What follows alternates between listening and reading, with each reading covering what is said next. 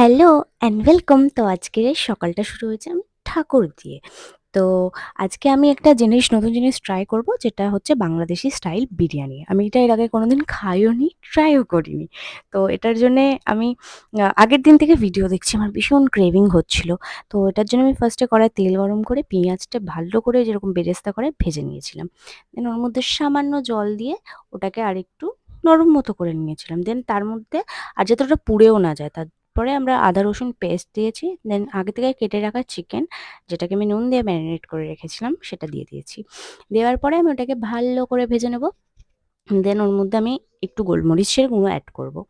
হ্যাঁ, এর মধ্যে লঙ্কার গুঁড়োও অ্যাড করা যায়। বাট আমি চাইছিলাম যে প্রপার একটা কালার আসুক। তো তার জন্য আমি লঙ্কার গুঁড়োটা অ্যাড করিনি। দিয়ে আমি ওটাকে চাপা দিয়ে 50% কুক করে নিয়েছি। দেন এটা হচ্ছে গোবিন্দভোগ চাল। তোমরা এটার জায়গায় আতপ চালও ইউজ করতে পারো। তো এটা আমি ১ কাপ, চায়ের কাপের ১ কাপ নিয়েছিলাম। আর এটা আমি আমার একার জন্যই বানাচ্ছি। তো ওই ১ কাপটাকে আমি ধুয়ে জল ঝরিয়ে শুকনো করে রেখেছিলাম। দেন ওর মধ্যে বিরিয়ানি মসলা দিয়ে চালটা আর চিকেনটা একসাথে কষিয়ে নেব। এবার যেই কাপটা মেপে আমি চাল নিয়েছিলাম, সেম কাপের ২ কাপ আমি জল দেব। মানে যতটা চাল তার ডবল জল। আর যেহেতু এর মধ্যে দইও যায়, আমি দই দিইনি বলে সে কারণে আমি এর মধ্যে ১/২ কাপ দুধ দিয়েছিলাম।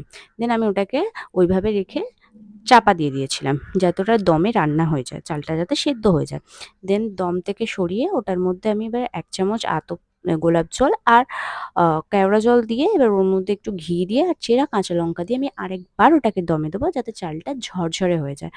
হ্যাঁ, দেওয়ার পরে দেন ভালো করে চাপা দিয়ে ৫ মিনিট মতো রাখলেই হয়ে যাবে, একদম লো ফ্লেমে। ঠিক আছে? দেন আমরা এটাকে সার্ভ করব পেঁয়াজ, শসা, লেবু। হ্যাঁ, লেবুটা দিয়ে ট্রাই করে দেখো, খুবই ভালো লাগবে।